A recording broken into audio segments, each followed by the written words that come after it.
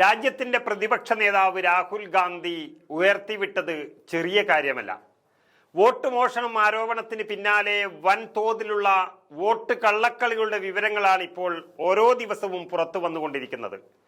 ഇന്നലെ തൃശൂർ MP ആയ സുരേഷ് ഗോപിയുടെ സ്വന്തം മണ്ഡലമായ തൃശൂരിൽ വ്യാജ ഫ്ളാറ്റ് വിലാസത്തിലൂടെ 9 പേരെ ചേർത്തിരിക്കുന്നതായിട്ടാണ് കണ്ടെത്തിയിരിക്കുന്നത്.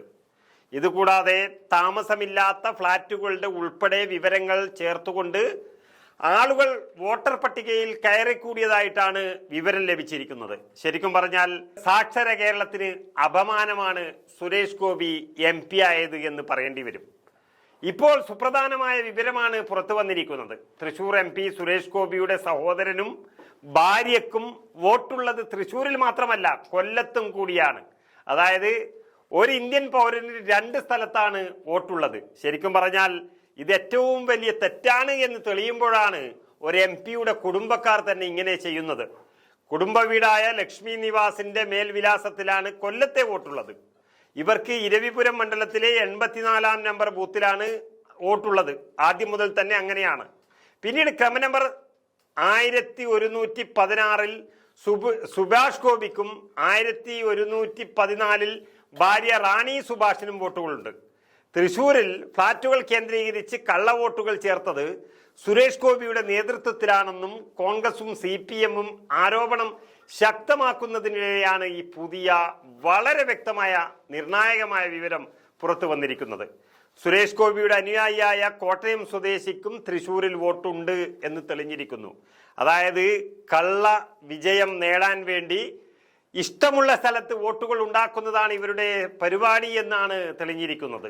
BJP പ്രാദേശിക നേതാവ് KR ഷാജി, ഭാര്യ C ദീപ്തി എന്നിവർക്ക് ഇരട്ട വോട്ടുണ്ടെന്നും ആരോപണം ഉയർന്നത് തെളിഞ്ഞിരിക്കുകയാണ്. തൃശൂരിലെ വോട്ടർ പട്ടികയിൽ വ്യാപക ക്രമക്കേടുണ്ട് എന്നൊരു ആരോപണം ശക്തമായിരിക്കെയാണ് ഈ വിവരങ്ങളെല്ലാം യഥാർത്ഥത്തിൽ പുറത്തു വരുന്നത്.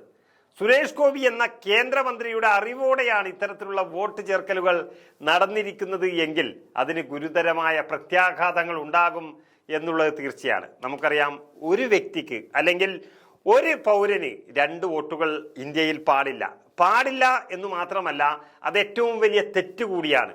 അറിഞ്ഞുകൊണ്ട് ഇരട്ട വോട്ട് ഉണ്ടാക്കുക എന്ന് പറയുന്നത് ഒരിക്കലും ധാർമ്മികത അല്ല.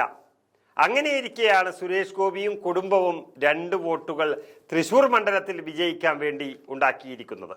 2024 തെരഞ്ഞെടുപ്പ് പ്രകാരം ഏറ്റവും കൂടുതൽ പുതിയ വോട്ടർമാർ ഇടം പിടിച്ച മണ്ഡലം തൃശൂരാണ് എന്ന് നമുക്ക് കാണാൻ വേണ്ടി കഴിയും. 1,46,273 വോട്ടുകളാണ് അവിടെ പുതുതായി ചേർക്കപ്പെട്ടിരിക്കുന്നത്. വോട്ടർ പട്ടികയിൽ പേര് ചേർക്കാൻ 6 മാസത്തെ സാവകാശം വേണമെന്ന നിബന്ധനയിലെ ഭേദഗതി ഒരു കണക്കിന് രാഷ്ട്രീയ പാർട്ടികൾക്ക് തന്നെ സഹായകമായ ഒരു അവസ്ഥയിലാണ്. 2 ദിവസത്തെ വാടക ചീട്ടുണ്ടെങ്കിൽ ഏത് മണ്ഡലത്തിലേക്കും വോട്ട് മാറ്റാൻ സാധിക്കുമെന്നൊരവസ്ഥ ഇവിടെ നിലവിലുണ്ട്. 1950 ജനപ്രാതിനിധ്യ നിയമപ്രകാരം നിലവിലുള്ള മണ്ഡലത്തിൽ നിന്ന് വോട്ട് മാറ്റണമെങ്കിൽ 6 മാസത്തെയെങ്കിലും സാവകാശം ആവശ്യമായിരുന്നു. എന്നാൽ സ്ഥിരതാമസ കാലാവധിയിൽ ഒരു കൃത്യത ഇല്ലെന്നതും ഈ സിസ്റ്റം തന്നെ അയഞ്ഞ മട്ടിലേക്ക് മാറ്റപ്പെടുവാൻ കാരണമായിട്ടുണ്ട്. വില്ലേജ് ഓഫീസറോ തഹസിൽദാറോ നേരിട്ട് നടത്തിയ ഹിയറിംഗിലൂടെ പങ്കെടുത്തു മാത്രമേ ഒരു കാലത്ത് വോട്ട് മാറ്റാൻ കഴിഞ്ഞിരുന്നു എങ്കിൽ ഇപ്പോൾ സിസ്റ്റമൊക്കെ മാറി. അത് മൊബൈൽ വെരിഫിക്കേഷനിലേക്ക് ചലിച്ചതോടെ ബൂത്ത് ലെവൽ ഓഫീസർമാർ ഫോണിലൂടെ വിവരങ്ങൾ തേടി ആ വോട്ട് ചേർക്കുന്നൊരവസ്ഥയിലേക്കായി കാര്യങ്ങൾ മാറിയിരിക്കുന്നു. ഇതോടുകൂടി തന്നെയാണ് കേവലം വാടക ചീട്ടുകൾ വച്ച് വോട്ട് ചേർക്കുന്നൊരു സ്ഥിതിവിശേഷം സംജാതമാകാൻ ഇവിടെ കാരണമായത്. ഇത് BJP പലതരത്തിലും ഉപയോഗപ്രദമാക്കി എന്ന് വേണം കരുതാൻ. തൃശൂരിൽ രാഷ്ട്രീയ പാർട്ടികളുടെ അറിവോടെ തന്നെ വാടക ചീട്ടുകൾ കൃത്യമായി തരപ്പെടുത്തി അജ്ഞാതരെ ഉൾപ്പെടെ ചേർത്ത് വോട്ട് തരപ്പെടുത്തി എന്ന റിപ്പോർട്ടുകൾ പുറത്തു വരുമ്പോൾ വോട്ടിന്റെ അടിസ്ഥാന മൂല്യം എന്തെന്നതുപോലും പാർട്ടികൾ വിസ്മരിച്ചു എന്ന് വേണം കരുതാൻ.